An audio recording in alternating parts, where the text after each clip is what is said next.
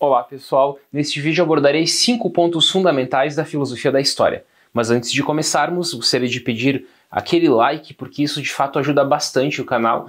E além disso, se vocês desejarem conhecer a estrutura e talvez fazer parte da segunda turma do meu curso de filosofia online, chamado 360 graus, é só deixar o e-mail de vocês no link que está na descrição desse vídeo. As aulas da segunda turma irão começar no início de setembro. Agora sim vamos ao tema do vídeo. Como primeiro ponto, destaco a definição da filosofia da história. Conceitua-se a filosofia da história como sendo a interpretação da realidade histórica a partir do suporte da filosofia, filosoficamente. A expressão filosofia da história é recente, surgiu em 1765 com Voltaire, mas o debate sobre a filosofia da história vem desde os gregos. O significado do termo história é descrição, relato, narração de acontecimentos. E para os fundadores da historiografia ocidental, Heródoto e Tucídides, um acontecimento é histórico e não arqueológico apenas quando é narrado, quando é registrado por alguém que esteve presente. A filosofia da história, porém, não trata disso. Ela busca, sim, um sentido, um telos da história, a partir de uma concepção hermenêutica. E essa transformação da conceituação começou com Políbio, no século II a.C. Claro que há aqui também uma distinção importante entre, de um lado, filosofia da história e, de outro, teoria da história. As filosofias da história tendem a ser realizações individuais de filósofos particulares, como a definição kantiana ou a definição hegeliana sobre a história. E as filosofias da história possuem uma carga especulativa enorme, tratando, por exemplo, sobre o sentido da história ou mesmo sobre o futuro da história humana. Por exemplo, para Kant, a história seria a realização dos eventos secretos da natureza. E para Hegel, a história seria a caminhada do espírito até a sua realização plena. Já as teorias da história são realizações coletivas de comunidades de historiadores, que na história da historiografia desenvolveram diferentes paradigmas, como o positivismo, o historicismo ou o materialismo histórico. O objetivo aqui então é oferecer apoio teórico com vista à interpretação da história efetiva, que pode ser estudada e demonstrada a partir de fontes históricas, fontes concretas. Como segundo ponto, destaco agora a concepção de uma história cíclica. A primeira concepção que surgiu sobre a história, ainda com os gregos e romanos, foi a concepção da história cíclica. O tempo histórico, assim, era circular, repetitivo, determinista, inexorável, fatalista. E ele possuía fases de nascimento, desenvolvimento, declínio e desaparecimento que se repetiam ao infinito. Sem fim nem começo, o tempo cíclico é o tempo do eterno retorno. Assim, segundo essa leitura, a história não comporta nenhum fato singular. Pelo contrário, ela é marcada pela reedição de acontecimentos do passado. Dessa visão, por exemplo, nós podemos destacar a mitologia grega, Platão, Aristóteles, Nietzsche, Vico e Spengler. Na mitologia grega havia a ideia do destino. Tudo estava traçado nas estrelas. Em vários mitos, a ideia de repetição é tratada concretamente. Exemplos disso são o mito de Prometeu e o mito de Sísifo. Para Aristóteles, a história correspondia à perfeição do círculo ou da esfera, dada a eternidade do mundo. E Vico disse que as nações humanas passam inevitavelmente por certas fases de desenvolvimento, sem falar, claro, da concepção do eterno retorno de Nietzsche. Enfim, aqui nós temos vários autores, alguns períodos históricos que são voltados para essa concepção de uma história cíclica.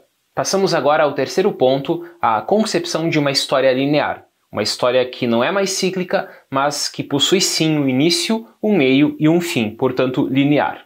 Essa segunda concepção é progressiva e orientada. Santo Agostinho é o criador dessa concepção, e um grande nome também que se destaca é Joaquim de Fiore. E Agostinho, ao falar da concepção linear, falou isso a partir do cristianismo, falou isso a partir de uma filosofia cristã. O cristianismo, diz ele, aponta um tempo retilíneo, que tem início na criação, Gênesis, e término no juízo final, Apocalipse. Portanto, se no mundo antigo, se no mundo greco-romano existia a concepção cíclica da história, no período medieval, a partir de Agostinho, surge a concepção linear, e a concepção cíclica é retomada no período renascentista. Se os renascentistas retomam dos gregos e dos romanos a filosofia, e não do período medieval, eles acabam retomando também a concepção cíclica dos gregos. Mas após o Renascimento, a partir do século XVII, a concepção linear de história retorna ao auge, principalmente com Bossuet, que retoma as ideias de Agostinho. Mas é no século XVIII, o século das luzes, com o Iluminismo, que a filosofia da história cristã, defendida por Agostinho, entra em crise. Se no mundo antigo existia a concepção cíclica, no medieval a linear, no Renascimento cíclica, a partir do século XVII há uma retomada da concepção linear. É no século XVIII que essa concepção linear encontra o seu ápice. Porém, a concepção linear do século XVIII, da modernidade, é diferente da concepção linear do período medieval. O grande telos, o grande fim da história, no período medieval era Deus. No período moderno não é mais Deus, é o progresso. Há, portanto, no Iluminismo a secularização das concepções religiosas e teológicas. Assim, a providência é substituída pela ideia de progresso. Mas a concepção de linearidade e finalismo não é questionada. Dentre os iluministas, Montesquieu é o único que pensa que a história é descontínua e irregular. Os demais autores partem de uma concepção linear e progressiva da história. E os dois grandes autores que se destacam nesse período são Kant e Hegel. Kant a partir da sua concepção da paz perpétua e Hegel a partir da sua visão dialética da história. Passamos agora ao quarto ponto, a crise da filosofia da história. Crise essa vivida pela filosofia da história durante o século XX.